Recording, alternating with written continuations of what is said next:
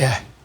창세기 2장 10절에서 14절까지의 말씀입니다. 에덴에서 발원한 네 강이라 하는 제목으로 말씀을 드립니다. 강이 에덴에서 흘러나와서 동산을 적시고 거기서부터 갈라져 네 근원이 되었으니 첫째의 이름은 비손이라. 금이 있는 하윌라 온 땅을 둘렀으며 그 땅의 금은 순금이요 그곳에는 베델리엄과 호마노도 있으며 둘째 강의 이름은 기혼이라. 구스 온 땅에 둘렀고 셋째 강의 이름은 히데겔이라. 아수르 동쪽으로 흘렀으며 넷째 강은 유브라데더라. 아멘. 자, 에덴 동산에서 네 개의 강이 흘러나왔습니다. 자, 그런데 우리가 그 이름은 본문에서 보는 대로 첫째 강이 이제 비손이라고 그랬고요. 둘째 강은 기혼, 그리고 셋째가 히데겔, 넷째가 유브라데, 이렇게 말을 했습니다. 그런데 현재의 이 강이 다 어디에 있는 강이냐, 이거를 알면은 우리가 에덴 동산이 어디에 있었는지 쉽게 알아낼 수 있을 텐데, 현재로 알려진 강은 셋째와 넷째 히데겔과 유브라데입니다. 히데겔을 지금의 이름으로는 티그리스라고 그래요. 그래서 인류 문명의 4대 발상지라고 할 때에 이제 첫째 중국의 황하 강 유역, 그리고 둘째는 인도의 인다스강, 간지스강 유역, 그리고 셋째가 메소포타미아의 유프라테스강, 티그리스강 유역 하는데, 이 유프라테스강, 티그리스가 강이 거기 나온단 말이에요. 그리고 넷째가 애굽의 나일강 유역. 자, 이렇게 나오는데 오늘 본문 말씀 보면 이 히데겔 강을 얘기하는데, 이것이 메소포타미아에 있는 티그리스 강이라고 그렇게 말을 하지 않고 구스에 있다고 이렇게 설명을 하지 않습니까? 그러니까 둘째 강은 기혼인데, 기혼이 구스 온 땅에 둘렀고, 그러면 구스라는 말은 에티오피아죠. 에티오피아. 그러니까는 아프리카. 거기로 이렇게 둘째 기혼 강이 그쪽으로 둘렀다. 자, 그렇게 설명을 해요. 그러니까 에덴에서 발원해가지고 셋째, 넷째 강이 히데겔이고 유프라테스고, 그런데 거기로 했더니 거긴가 하니까 또 둘째 강은 기혼이라고 그래가지고 이것이 구스 온 땅에 이렇게 둘렀다. 그러면 첫째 강은 대간절 어디냐?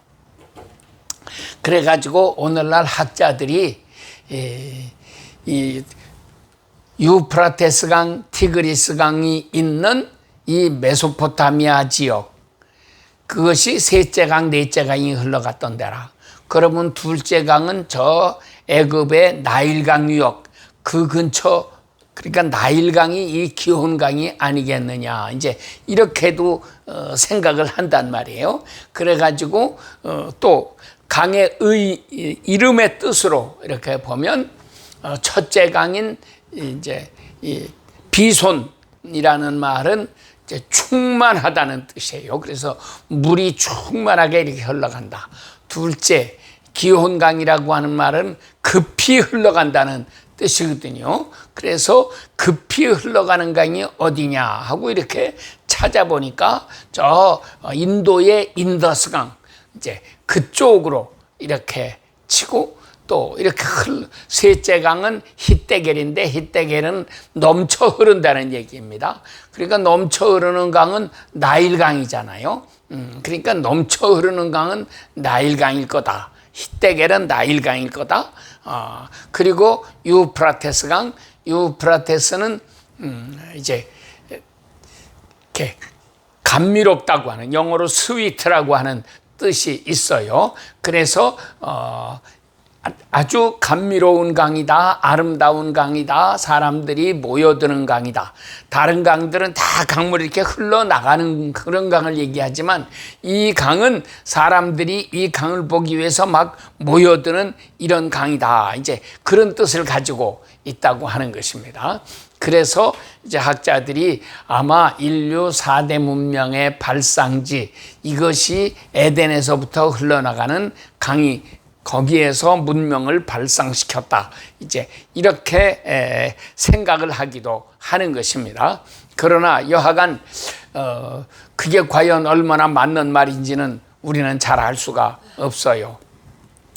내가 아르메니아를 갔더니 아르메니아 사람들은 옛날 노아의 가족이 아라랏산 위에서 이제 홍수가 그치니까 내려왔는데 그것이 아르메니아 땅으로 왔다고 이 사람들은 그렇게 주장을 합니다. 그러면서 산 위에서 아르메니아 쪽으로 흘러내리는 강이 있는데 이 강이 이제 기혼강일 것이다. 이제 이렇게 그 사람들은 이야기를 하고 그 노아가 노아의 가족 8명이 그 강줄기를 타고 이렇게 쭉 아래로 내려왔다고 하는 거를 그림을 성화를 그려가지고 아주 그 굉장히 유명한 성화입니다. 그 사람들은 그거를 하고 그래서 하나를 나한테 선물로 이렇게 줘서 내가 가지고 와서 교회에 연합장로교회 갖다 걸어놨는데 지금도 그게 있는지 어쩐지는 잘 모르겠지만 여하간 이 사람들은 그 아르메니아 사람들은 그거를 굉장히 자랑으로 여깁니다. 노아의 가족이 이 아르메니아로 내려왔다. 그래서 거기에서부터 전 세계로 노아의 세 아들들의 그 종족들이 다 이렇게 흩어져 갔다고 하는 거죠. 그러니까는 지금 이 이라크, 지금의 바벨론, 거기는 옛날 아브라함이 바로 거기에서 태어났잖아요. 그래가지고 아브라함의 자손들이 흘러나갔고 욥기에 나오는 세 친구들의 고향이 다 그 지역입니다. 그러니까 이 사람들의 셈족이 거기에 있었다. 그런데 이제 이란은 그다음에 메데파사, 메디아와 페르시아가 되는 이 메데파사의 민족은 이 사람들은 셈족이 아니고 야베 족속이다 하는 거죠. 그래서 야베 족속이 아르메니아에도 그 위쪽에 있는 조지아에도 다 이 사람들이 이제 야베 족속이 차지하고 사는 땅. 지금은 중앙아시아라고 하지만 유럽에 속하지 않고 그 나라들은 중앙아시아에 속한 나라들인데 중앙아시아에 이 사람들이 산다. 중앙아시아 조금 더 위쪽으로 올라가면은 이제 파밀 고원이죠. 그리고 끝에 스탄자가 붙은 나라들, 우즈베키스탄, 키르기스탄, 또 이런 나라들, 타지키스탄 뭐 이런 나라들이 있죠. 이런 스탄자 붙은 날이 저 아래로 파키스탄까지 해서 내려오는데 이제 이런 나라들은 셈족의 땅, 셈족입니다. 이런 사람들은 셈족이고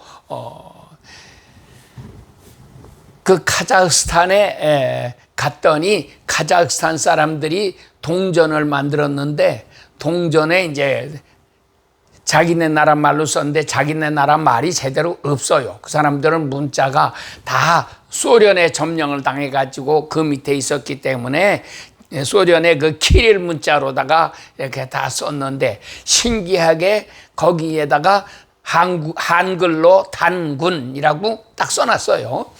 그러면서 자기들의 조상은 단군이라고 하는 거예요. 이거를 그 나라 말로 하면 탱그리한, 탱그리칸이라고도 하죠. 칸이 임금이니까.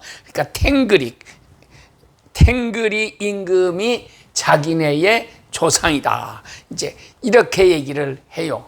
그래서 동전 하나 어디 좀 구해오려고 그랬더니만 그게 한정판으로 조금밖에 안 만들었고 그 만드는 게 다 팔려가지고 그냥 나오자마자 다 팔려나가서 지금은 구할 수도 없다고 그래요. 구한다고 해봐야 값이 워낙 비쌀 거고 뭐 이런다고 하는데, 여하간 이 스탄자 붙은 나라들은 우리 한국 민족과 같은 셈족의 셈의 아들들입니다. 이렇게 해서 흩어져 나갔고, 그 가운데서 한 아들은 동쪽으로 해 돋는 곳을 향해서 더 동쪽으로 이렇게 갔어요.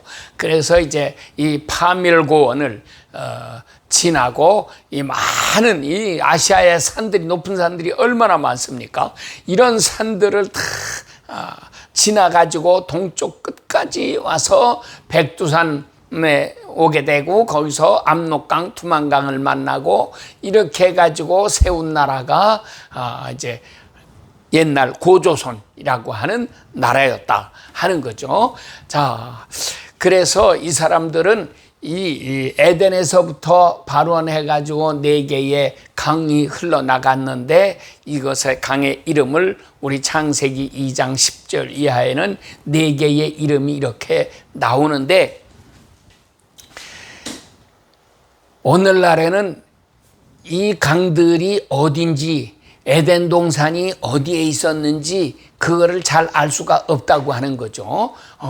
그런데 내가 생각해 볼 때는 노아의 방주가 아라랏산에 머물렀고, 이 아라랏산에서부터 흘러내려오는 게 유프라데강, 티그리스강 이렇게 되고, 이 아르메니아 사람들이 주장하는 대로 그쪽으로도 흘러내려간 강이 노아가 그 강줄기를 타고 아르메니아에 내려왔다고 한다면은 그 강이 아마 기혼강 이제 이렇게 될 거고, 그래서 저 아라랏산 그 꼭대기 어디에가 에덴 동산이 아니었을까 하는 추측을 할 수 있게 만드는데, 하나님은 신기하게 이런 걸 전부 감추어 놓으셨어요. 또 무엇도 감추어 놓으셨느냐? 모세가 이스라엘 백성을 이끌고 애굽에서부터 나와가지고 이 아라비아를 돌아가지고 이렇게 이제 가나안 땅에 들어가게 되지 않습니까? 그런데 그 신의 산이 대간절 어디냐? 이것도 오늘날 우리 성경학자들은 다 이 신의 산이 홍해를 건너가지고 바로 있는 신의 산, 거기라고 얘기를 해요. 그러는데 우리 한국 의사 한 분이 사우디아라비아에 갔다가 거기에 있는 땅을 전부 조사해 보다가 발견했는데, 성경에 나오는 이름들과 같은 지명들이 거기에 다 있더라고 하는 거예요.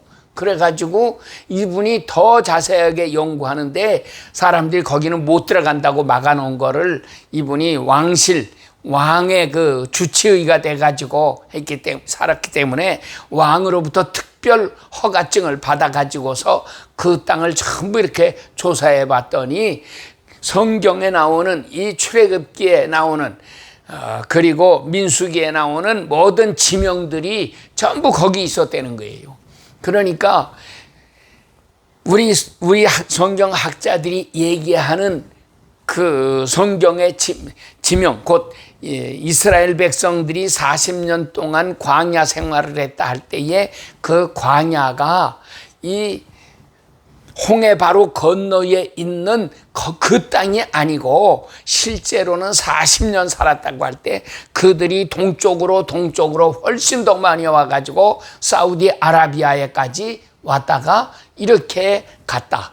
또 사도 바울이 아라비아에 3년 동안 있었다고 하는 이제 그런 얘기를 하는데, 아라비아에 정말 3년 동안 머물러 있었는지 아라비아에 잠깐 갔다가 온 것인지는 확실하지가 않지만, 우리가 성경 연구하는 사람들이 지금 뭔가 연구를 다 잘못하고 있어요. 그 지명 같은 게 전부 틀려가지고, 그런데 이것을 하나님이 전부 감추어 놓으셨다고 하는 거죠. 그래서 모세가 시내산에서 하나님으로부터 십계명을 받았고 이렇게 했다고 하는 것이 정확하게 어느 땅이냐 하는 거를 우리는 지금도 잘 모릅니다. 내가 이제 성지순례 간다고 거기 갔을 때에 이 시내산에 올라가고 그리고 내려오고 이런 거를 다 했지만 사실은 그게 진짜 모세가 올라갔던 시내산이 아니고, 모세가 올라갔던 시내산은 저 사우디아라비아에 있는 시내산, 거기에 그 이름 가진 산이 또 있다. 그래서 거기였다고 하는 거죠. 여하간 오늘 우리로서는 정확하게 알 수는 없는데 이런 지명들이 전부 비밀로 쌓여 있기 때문에 어딘지를 우리가 자세하게 알 수가 없습니다. 여하간 그러나 그래서 우리는 이거를 그냥 어느 땅이다, 지금 현재의 어디다 이렇게 정확하게 지목해 가지고 단정 짓기는 좀 어렵고, 이것은 다 상징적인 의미를 가지고 있다 하는 거예요. 그래서 제일 첫째 나타나는 이 강의 이름, 그래가지고 이런 것이 전부 상징적이다. 이렇게 하면은 상징적이라고 할 때에 그 단어의 의미를 우리가 추적을 하는 거죠. 그래가지고 우리는 이제 이런 강들을 비손이라고 할 때에 이제 영어식으로 하면은 피손이죠. 피손강. 이 강은 충만하다 하는 뜻이죠. 그래서 강물이 충만하게 흘러내려간다 그 말이에요. 그리고 둘째 강은 기혼강. 기혼이라고 하는 말은 넘쳐 흐른다는 말입니다. 또는 용출, 이렇게 분수처럼 막 솟아오른다는 이제 그런 뜻도 가지고 있고요. 그리고 히데겔이라고 하는 이름은 급하게 흘러간다. 그래서 강 유속이 굉장히 빠릅니다. 막 이렇게 흘러가는 강. 그리고 넷째 강은 유브라데. 이거는 이제 향기롭다, 아름답다, 그리고 평안하다, 뭐 이런 종합적인 의미를 가지고 있는 그런 강인데, 이런 강의 의미를 가지고 우리가 이해를 하는 것이 사실은 진리에 훨씬 더 가깝게 접근할 수가 있겠다. 너무 어느 땅이 바로 여기냐 이렇게 찾지 말고 우리가 바르게 찾아가려는 거죠. 그런데 우리가 성경을 보면 이 네 개의 강이 흘러갔다. 그래서 이제 현대 학자들은 이것을 인류 문명의 4대 발상지, 이렇게 해서 그 강이 중국 황하로도 흘러가고 인도도 가고 메소포타미아로도 흘러가고 애굽으로도 흘러가고 이렇게 흘러갔다. 그런데 세상에 그런 강이 어디가 있겠어요? 그래서 이거는 그때 에덴 동산이 있을 때, 그때에는 신령한 강이 이렇게 흘러갔다. 이제 이렇게 우리가 이해할 수가 있겠는데, 그 첫째 강 비손강은 하윌라 온 땅에 둘렀다. 그랬죠. 거기에서 나는 금은 정금이고 순금이 나고 베들레헴과 호마노도 거기에 있었다. 온갖 진주가 그런 데서 나왔다고 하는 거예요. 그래서 이거는 우리가 상징적으로 생각을 해가지고 우리가 하나님의 은혜를 받으면 이 놀라운 역사가 일어나는데, 그래서 정금 같은 믿음의 사람도 되고 진주 보석과 같은 지혜의 사람이 되고 이 강물이 우리에게 이런 은혜를 부어준다는 거죠. 그래서 우리가 이런 은혜를 사모하는 사람이 돼야 한다. 내가 정말 영적인 에덴 동산에 살게 되면, 이 땅에서는 에덴 동산이 어딘지 알지 못하지만 우리가 신령한 은혜를 받아가지고 이 신령한 에덴 동산에 들어가서 사는 천국 생활, 낙원 생활을 하는 사람이 되면 거기에 온갖 믿음, 보석 금 같은 믿음이 생기는 땅이 되고, 또 지혜가 충만한 사람이 되고, 그래서 아주 부유하고 형통하는 사람으로 변화를 받는다 하는 것을 우리에게 일깨워 준다고 하는 것입니다. 그래서 우리가 이런 은혜 속에서 살아야 합니다. 그래서 이 에덴동, 이 강의 이야기가 창세기 2장에 이렇게 나타나고요. 그 다음에 나타나는 게 에스겔서 47장이죠. 하나님의 성전 문지방에서부터 강물이 흘러나오는데, 샘물이 이렇게 흘러나오는데, 아니 성전 문지방에서 물이 나오면 지가 얼마나 나오겠어요.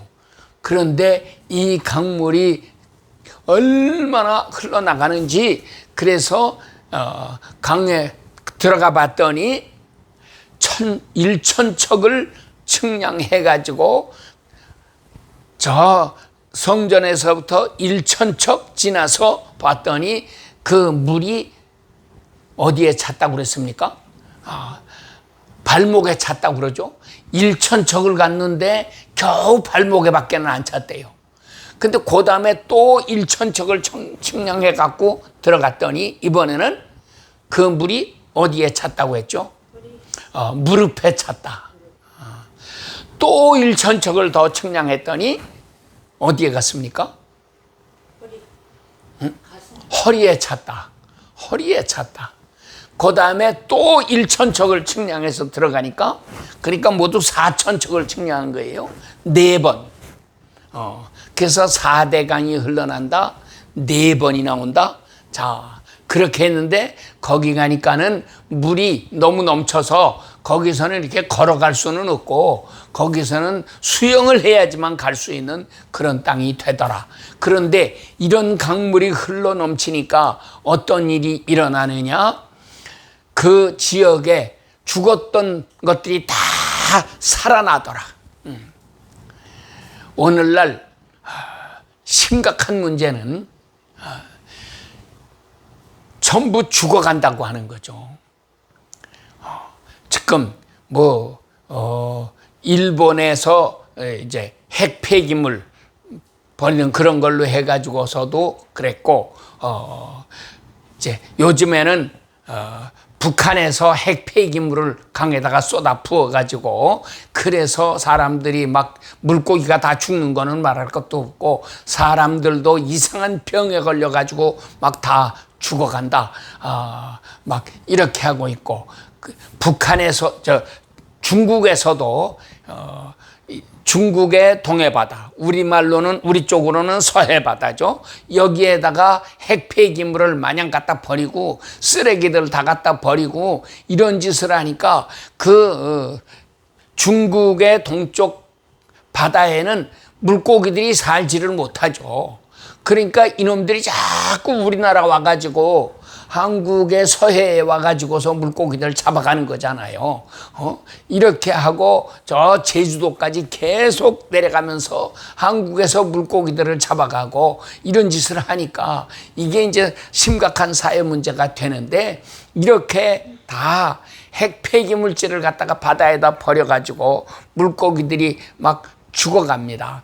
바다가 죽어갑니다. 강이 죽어갑니다. 이젠 땅도 다 죽어갑니다. 이렇게 하는데 에스겔 47장에서는 성전으로부터 흘러내리는 이 물이 1,000척, 2,000척, 3,000척, 4,000척 이렇게 흘러나가면서 다 살려내는 역사를 이루고 있더라 하는 거예요. 그래서 여기에 우리의 소망이 있습니다. 정말 하나님의 참된 성전이 생기면 이 성전으로부터 생명수가 흘러나간다 그 말이죠. 이래가지고 이것이 1000척, 2000척, 3000척, 4000척, 5000척 막 흘러나가면서 죽은 땅들을 전부 살리게 된다. 이 새 역사가 우리에게 일어나는 것입니다. 요즘에 재미있는 거는 한국 사람들이 저 사우디아라비아에 가서 고속도로를 만들고 거기에 이 지하철을 만들고 거기에 이 사막 땅에다가 벼를 심어서 추수할 수 있도록 만들고 거기에 여러 가지 뭐 스마트팜이라는 거를 만든다고 그러죠. 이래가지고 우선은 각종 식물을 길러내고 막 이 역사를 이루어요.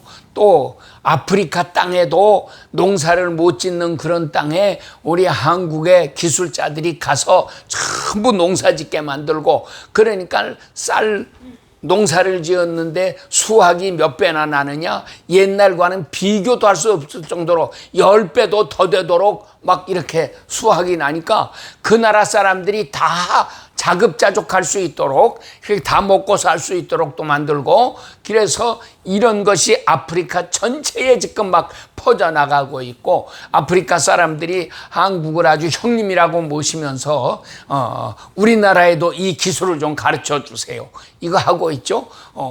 전기가 없는 곳에 태양광 설치해 가지고 한밤중에도 환하게 불을 켜고 아이들이 공부할 수 있도록 이런 걸 다 만들어 놓고 지하수를 올려 가지고 이렇게 강이 흘러나갈 수 있도록 또 만들고, 이런 놀라운 역사를 막 이루는 것을 볼 때 우리 한국 사람들이 이 거룩한 역사를 이루고 있구나. 그런데 이것이 어떻게 해서 이루어지느냐? 에스겔 47장에서 설명하고 있는 것처럼 성전으로부터 흘러나간다는 거예요. 그러면 오늘날에도 참된 성전에서는 이 놀라운 생수의 강이 흘러나간다고 하는 거죠. 그래서 중요한 거는 뭡니까? 우리가 참된 성전을 세워나가는 거예요. 참된 성전에서는 생수가 흘러나간다. 그래서 예수님께서 말씀하셨어요. 이것이 이제 요한복음 7장 38절 이렇게 나오는 말씀이죠. 누구든지 목마르거든 내게로 와라. 내게로 와서 생수를 마셔라. 예수님은 사마리아 여인에게도 네가 나에게 구하였다면 내가 너에게 생수를 주었을 것이라 하고 말씀하셨는데, 7장에서도 똑같이 생수가 예수님의 배에서부터 흘러나간다고 그러죠. 그러면서 그거를 설명했습니다. 그게 뭐냐? 믿는 자들이 받을 성령을 가리켜 말씀하신 것이다. 그러므로 우리 믿는 사람들이 모두가 다 성령 충만함을 받아서 생수가 흘러나가는 이 역사를 일으켜야지만 합니다. 그것을 어느 때에 이루느냐? 이 마지막 시대에 하나님께서 우리 대한민국에 복을 주시고 여기에서 하나님 앞에 아름답게 드려지는 산 제사, 아름다운 참된 성전에서의 예배가 이루어지게 하시고, 이 놀라운 은혜의 역사를 통해 가지고 세계 모든 나라를 살려내는 이 거룩한 일들이 대한민국에서부터 이루어진다고 하는 것입니다. 그래서 우리가 이 믿음을 가지고 하나님 앞에 기도하고 더 가까이 나아가야 하겠습니다. 자, 그러다가 이제 계시록에 가서 보면 역시 사도 요한이 쓴 책이잖아요. 그러면 거기에서 하나님께서 생수를 내려주시는데, 요한계시록 16장 16절부터 보면은 거기에는 이제 대접재앙, 7 대접재앙 중에 6째 대접재앙이 나옵니다. 천사가 6째 천사가 대접을 땅에 쏟으니까, 이 강에 쏟으니까 강물이 말라서 유브라데 강에 쏟음에, 큰 강 유브라데에 쏟음에 강물이 말라서 동방에서부터 오는 왕들의 길이 예비되더라. 이렇게 하면서 그 다음에 바로 이어서 이게 여기에 아마겟돈 전쟁, 큰 전쟁을 위해서 왕들을 모으더라. 서방의 왕들이 오는 것은 물론 말할 것도 없고 동방의 왕들도 여기로 다 모여든다고 하는 거예요. 그렇게 해서 큰 전쟁이 일어난다. 이것이 바로 아마겟돈 전쟁, 인류의 마지막 전쟁이 될 것이라고 하는 아마겟돈 전쟁으로 이렇게 왕들을 모은다고 하는 것입니다. 그래서 오늘날은 이것도 전부 수수께끼예요. 아마겟돈이 대간절 어디냐? 그래서 이렇게 왕들을 다 모으는 곳이라면 대간절 그것이 어떤 전쟁을 위해서 모인다면 전쟁할 수 있는 땅이 어디겠느냐 이렇게 하는데, 내가 이번에 우크라이나 전쟁 나는 것을 보면서 야, 옛날에는 아마겟돈 전쟁 그러면은 이스라엘 평야 이거를 가리켜서 학자들이 다 얘기를 했어요. 거기에서 전쟁이 날 것이다. 그래서 이스라엘 땅이 세계의 화약고다. 거기에서 이 아랍과 이스라엘 사이에 전쟁이 일어날 것이다. 이렇게 예측을 했는데 사실은 그 이스라엘 평야는 조그마한 땅이죠. 그것보다 비교도 할 수 없도록 넓고 큰 평야, 세계의 곡식 창고, 이것이 바로 우크라이나란 말이죠. 그런데 우크라이나에 전쟁이 나가지고 이게 빨리 끝나지도 않고 지지부진 계속 이렇게 질질 끌고 있고 세계의 왕들을 전부 모으고 있습니다.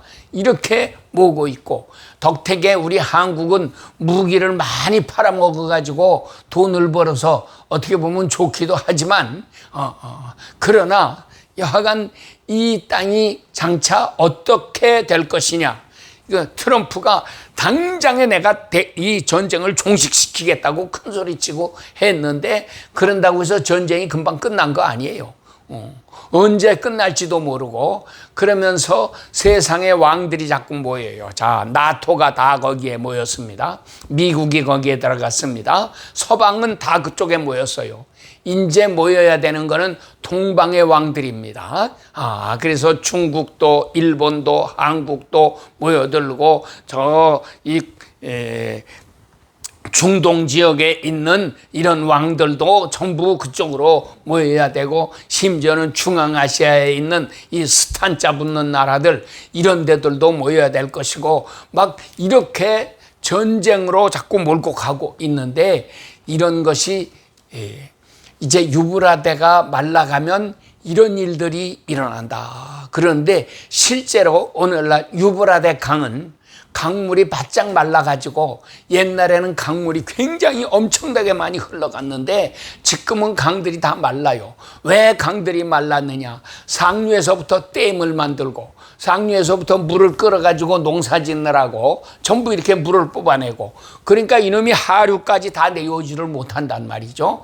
자, 근데 이런 현상을 보면서 우리는 그냥 이게 자연현상이다.